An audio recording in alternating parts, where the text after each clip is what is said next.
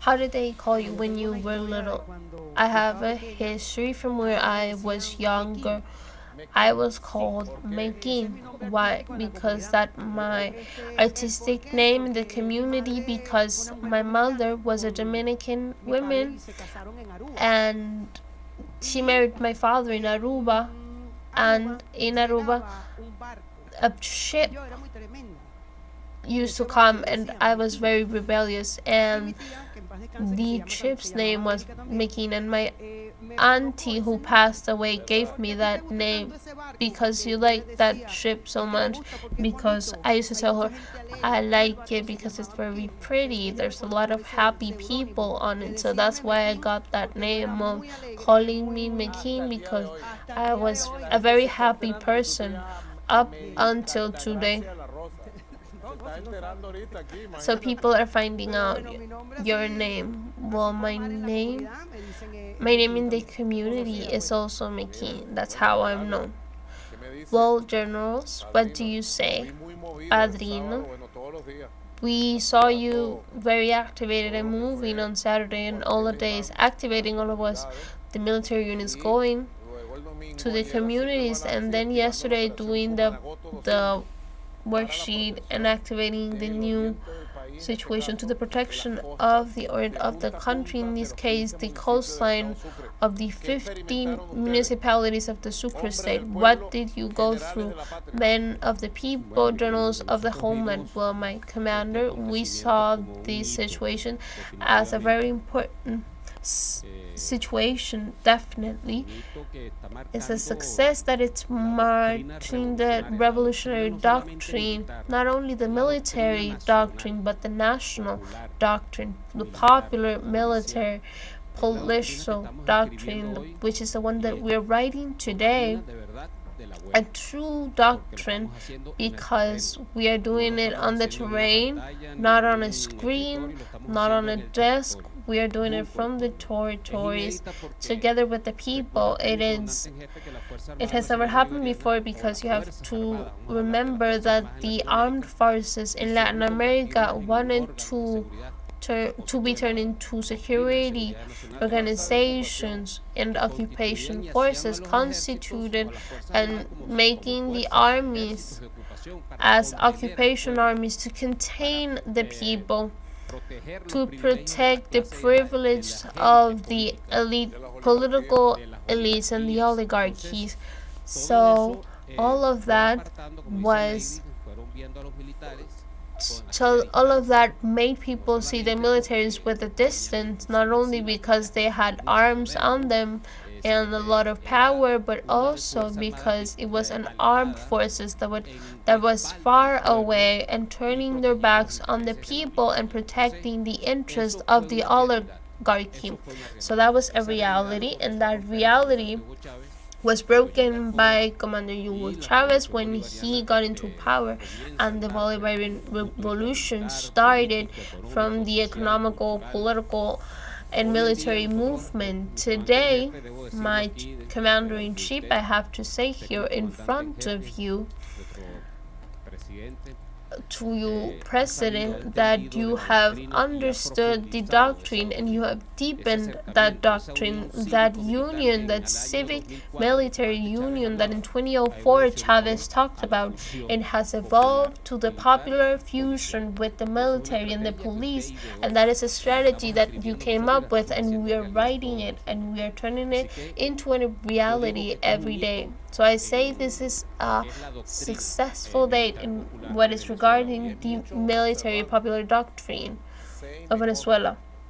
I know and I am aware that the military of Latin America and the Caribbean are paying attention and looking with admiration and a lot of love to what the Venezuelan military and the people of Venezuela are doing. And I know I can't reveal my sources, but I do know that the military of South America especially support the military of Venezuela and the people of Venezuela for anything. I know that because I have received powerful messages of men, honorable men, That's all I can say. Honorable men of Latin America and the Caribbean, but especially our South America, where they have said if they touch Venezuela, they're touching all of us. And like Che Guevara said, there will be 1, 2, 3 Vietnams. I will say there will be 1, 2, 3 Boyacá, Carabobo, and Junin and Ayacucho will come back, and we will get together as one army, and maybe that's what's missing for all of us to be one sole army and one union and one republic. That's just a comment that I wasn't expecting to say, but I said it. There's admiration from the military for seeing their brothers military of Venezuela to defending their homeland, because when in April of the 82 Argentina was attacked by the British Empire, when they rescued the Malvinas, Argentina had the support of the Venezuelan military, but who governed Venezuela did not dare to set a step. You know about it, even though many of you weren't still military, and you were studying in high school.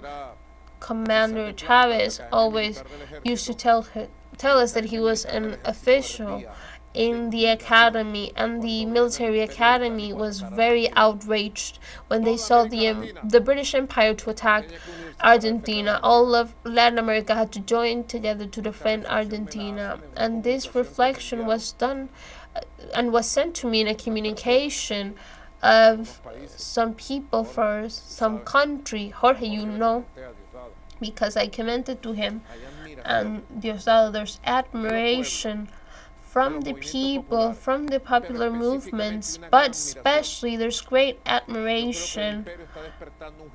I think the empire is awakening a giant that was asleep, and that giant, his name is Simón Bolívar, done through the people and the military. So it's a great experience that you as a military, a professional of the Republic, and a general-in-chief has had to experience a great excitement while going to meet the people of which you are part of. What can you say of all these operations? Well, my commander-in-chief, I believe that I would start paraphrasing a thought of Germán Arciliega, who wrote about that libertarian army, and we can also take it today as the armed forces of today, which is the homeland that walks. He called the libertarian army, and our armed forces today is the homeland that walks, because we are part of the people together. We are part of the people, and we are very comfortable with the people, differently to other armies in the world that are elitists and classes. I want to remind a message that you sent us today. There were people that were making fun of our militia, and I remembered also when you paraphrased the pass of the Andes, where they went to Thomas and Apore, and they were in Boyacá, and they made fun of those who arrived. Of 3,200 who left, only 1,200 came back. Only 1,200 came back, and when they were received, the women, the Colombian women, gave him their clothes. There were scarves and skirts and shoes of women, because that's what they had, and like that they continued, and they gave the freedom to Boyacá. And the empire, they made fun of the ghosts that were coming dressed as women, and were the militia of today made it into an army today, and in 5 days they defeated the kings in Colombia. And that's the same army that we have today, the armed forces. You feel comfortable as the people, and we also feel comfortable of being with the people too. And I take this opportunity to say that you are the man of the maps. You're the one who gives operation maps to everybody. We have an armed forces, professional, scientific. Our armed forces has the biggest preparation One sometimes says things by admiration, but they are the most professional, prepared scientifically, and military, only comparable with our brothers of the Cuban army, of the Sandinist army. The level of preparation, military preparation, moral, physical, operational, is unique.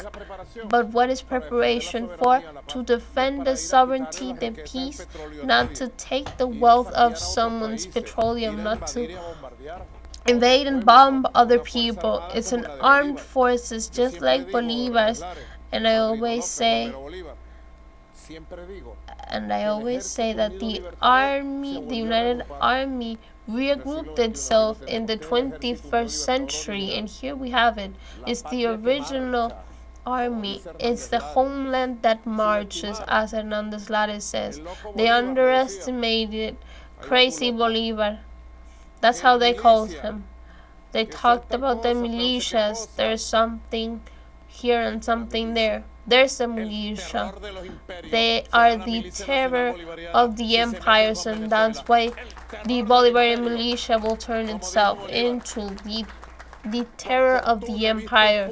Like Bolivar said, luckily I've seen a bunch of free men to defeat powerful empires, and I can say today that by fortune I every day see millions of women with arms in their hands defeat and triumph over powerful forces, and those women with those arms, they will be your terror empire.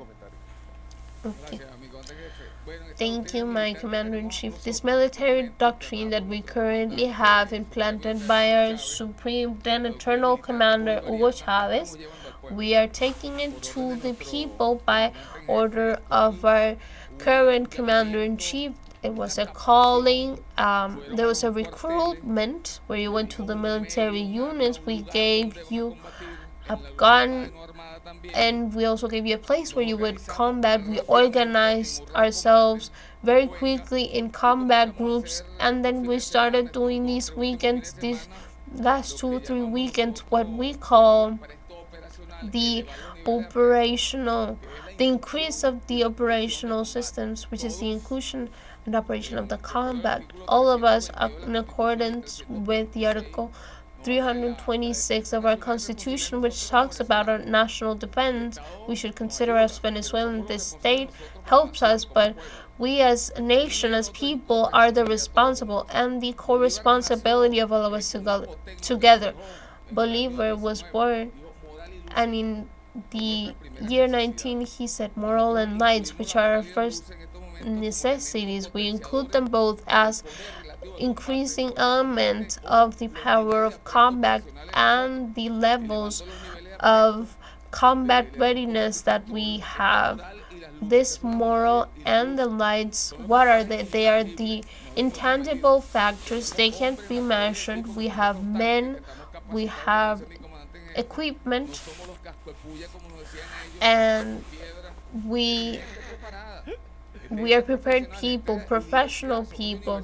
We are even people who went to college, and our people is also prepared together with the armed forces.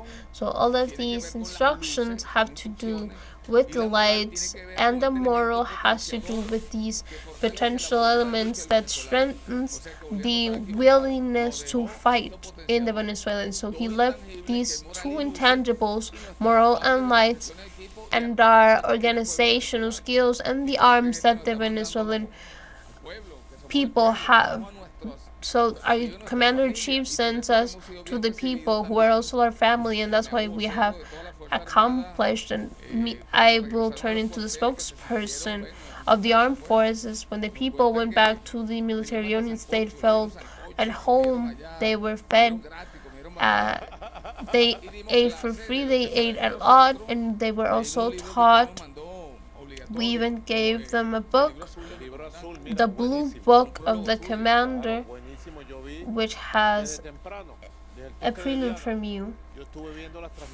From the first hours of the morning, I was looking at the transmissions and all of the officials that were talking about the Blue Book and the system of the 3 roots free, because deep down we are all the Bolivarian movement.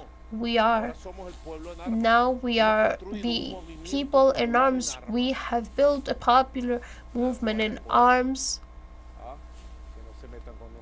so they won't mess with us, because America, our Americas, will be different if they mess with the birthplace of the libertarians. I saw an image that moved me very much. In the north of Caracas, a lady with disabilities in her legs, in a wheelchair, was giving a conference in front of 1,200 people that were training and demanding the officer that was giving them the instruction to give her her arm, because she could also come back to defend her neighborhood and her homeland.